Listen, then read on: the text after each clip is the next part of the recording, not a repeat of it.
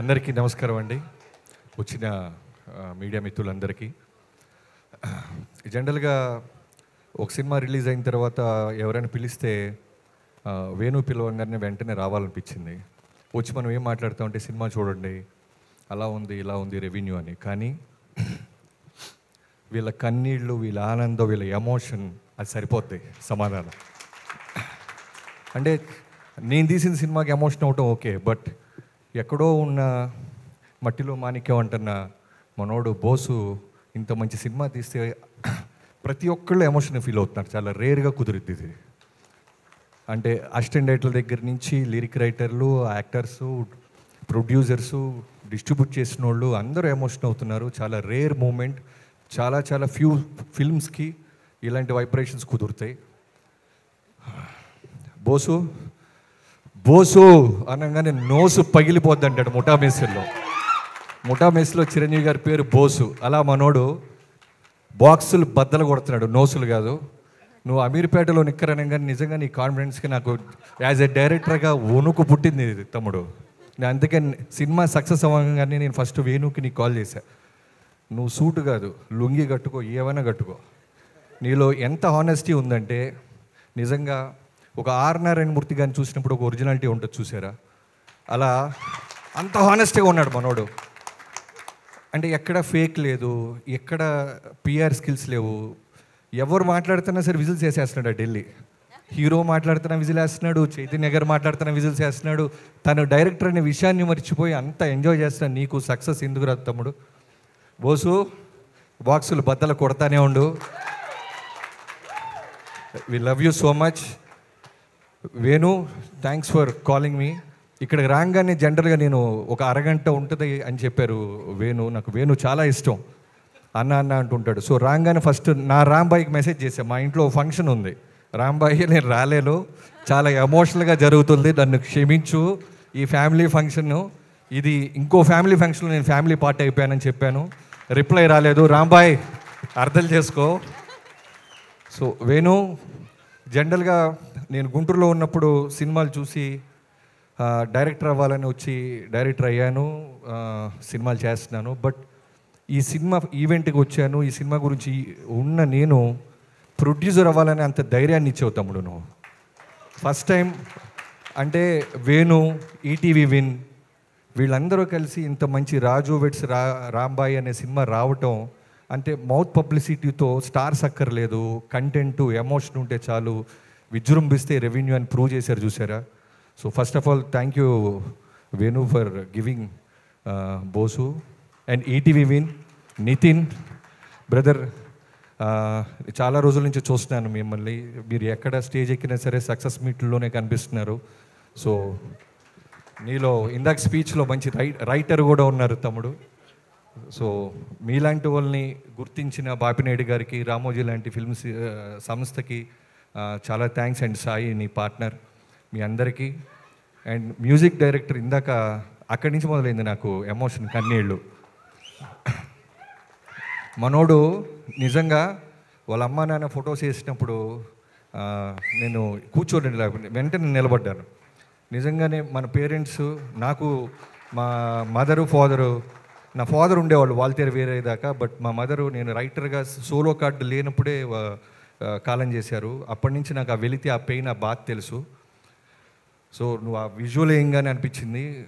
నిజంగానే తల్లిదండ్రులు మర్చిపోనోడు ఎవ్వడూ కూడా జీవితంలో గొప్పోళ్ళే అయి ఉంటారు. సో తప్పకుండా నీ సంగీతం, అందరూ అదే మాట్లాడుతున్నారు. ఫస్ట్ సినిమాలో గెలవాల్సింది సంగీతం, ఆ తర్వాత డైలాగ్స్, ఆ తర్వాత విజువల్స్, ఆ తర్వాత ఏదైనా కంటెంట్. ఫస్ట్ మార్కెట్లోకి వెళ్ళేది సంగీతం. అలాంటి సంగీతంతో ఈ జనాన్ని రాబట్టిన నీకు నిజంగా చాలా చాలా పెద్ద భవిష్యత్తు ఉంది తమ్ముడు. Keep all the best. And DOP అందరూ వెనకాల నిలబడుతున్నారు. ఇంత మంచి సక్సెస్ ఇచ్చి మీరు ముందుకెళ్ళి ఇంకా చాలామంది జనాల్లో కనపడాలి. Great job. And Vamsi Nandipati garu, మొన్నే నేను ఈ సినిమా రిజల్ట్ తెలియకుండా ఫోన్ చేశాను. సార్ వంశీ గారు రాజా చేయి వేస్తే అన్నట్టు మీరేంటి సార్ ఎడిట్ రూమ్లో నుంచే సినిమాని జడ్జి చేస్తున్నారు అని. వేణు, ఇందాక నువ్వు ఒక మాట అన్నావు, ఈ సినిమా చూసి ఎవరో ఒక నలుగురు వచ్చి సగంలో నుంచి నడుచుకుంటూ వెళ్ళిపోయారని. నాకు ఒక మూమెంట్ అనిపించింది, ఒక మూమెంట్ గుర్తొచ్చింది. ఫైట్ క్లబ్ అని 1999లో బ్రాడ్ పిట్తో సినిమా వచ్చింది. ఆ సినిమా రాగానే చాలామంది పెద్ద పెద్ద మీడియా సంస్థలు సినిమా బాగాలేదు, డిజాస్టర్, వర్స్ట్ ఫిల్మ్, ఇలాంటి సినిమా అసలు రాకూడదు అని రాశారంట. ఓ 1-2 ఇయర్స్ తర్వాత ఆస్కార్ వచ్చిన తర్వాత బ్రాడ్ పిట్, డైరెక్టర్ అందరూ కలిసి స్టేజ్ మీద ఆ 4 సంస్థలకి థ్యాంక్స్ చెప్పినాయి. చదివి మరి మీ జడ్జిమెంట్ ఇది ఆస్కార్ దాకా వచ్చింది, one of the cult film అయింది అమెరికాలో అని. సో అలా అనిపించింది. వాళ్ళ పేర్లు అయితే చెప్పొద్దు పాపం, లెట్ దెమ్ గో. బట్ మీ జడ్జిమెంటే ఆడియన్స్ జడ్జిమెంట్ అయింది. సో శివాజీ గారికి ఇందాక అదే చెప్తున్నాను, ఆ ఫాదర్ క్యారెక్టర్ చేసిన శివాజీ గారికి మన సముద్రంలో శ్రీహరి గారిని చంపేటప్పుడు ఒక క్లోజప్ ఉంటుంది. నేను డైరెక్టర్ అయిన తర్వాత చాలా కొన్ని సినిమాలు మళ్ళీ మనం చూస్తుంటాం. సో ఆ క్లోజప్లో ఒక సీనియర్ యాక్టర్ని శ్రీహరి గారిని చంపేస్తున్న ఒక కింద ఉన్న పోలీస్ ఆఫీసర్గా ఆయన భయాన్ని, క్షమించండి సార్ తప్పట్లేదు అనేదాన్ని, ఆ రెండు ఆయన చూపించిన క్లోజప్ నాకు ఎప్పటికీ బ్రెయిన్లో ఉండిపోయింది. ఇందాక ఆయన స్టేజ్ ఎక్కితే అదే కనిపించింది. అలానే అనిత గారు, మీ అందరూ ఎమోషనల్గా ఉన్నారు. అందుకే మా రాంబాయికి మెసేజ్ చేశా, అయితే ఇంట్లో తర్వాత లొల్లి అని. సో ఇంకెవరైనా మర్చిపోతే క్షమించండి. మిగతా ఆర్టిస్టులు అందరూ, తర్వాత మేజర్గా అఖిల్, మీ అమ్మ నాన్న కానిస్టేబుల్, ఇందాక కోనా గారు అన్నట్టు కానిస్టేబుల్ కొడుకు మెగాస్టార్, పవర్ స్టార్ అయినట్టు ఎవరి అబ్బా సొత్తు కాదు, టాలెంట్ ఉంటే సరిపోద్ది.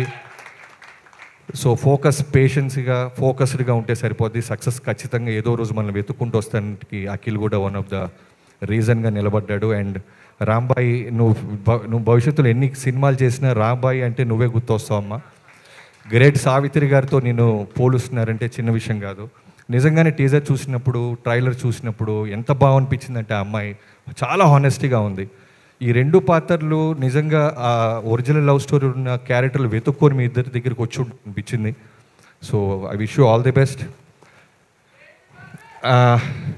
ఆగన్నా.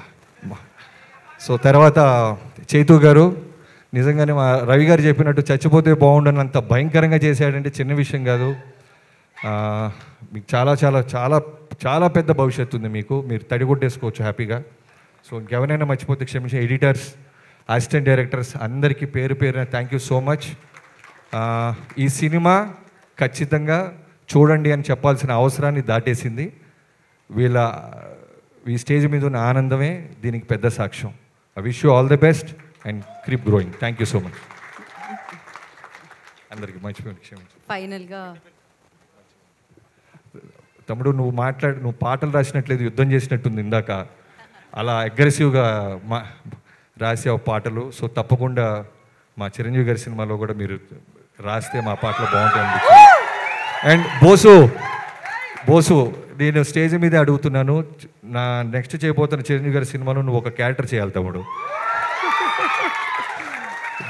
బాస్తో చేయాలనిపించింది నాకు.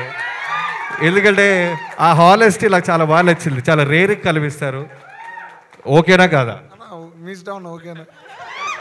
Thank you so much. That's amazing. కాదు బాబీ గారు, మేము ఏదైనా అప్డేట్ బాస్ గారు cinema update boss is acting with boss, ఇది అప్డేట్.